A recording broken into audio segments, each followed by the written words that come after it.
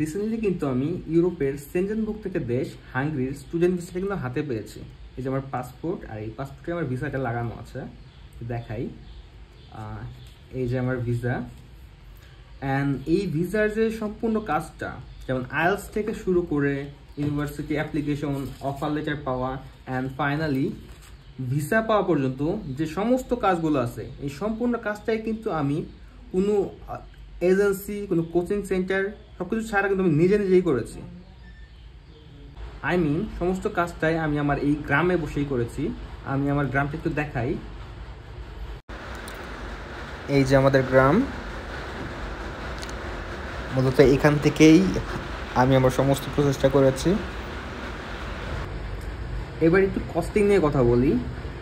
আমার আইএলটিএস থেকে শুরু করে ইউনিভার্সিটি অ্যাপ্লিকেশন ফি, 1 ইয়ার টিউশন ফি, 2 মাসের ডর্ম ফি অ্যান্ড ভিসা ফি, সব কিছু মিলেই আমার খরচ হয়েছে অ্যারাউন্ড 6 থেকে 6.5 লাখ, মানে 6 থেকে 6.5 লাখ টাকার মধ্যেই আমার সম্পূর্ণ প্রসেসটা হয়ে গেছে, মানে ভিসা পাওয়া পর্যন্ত।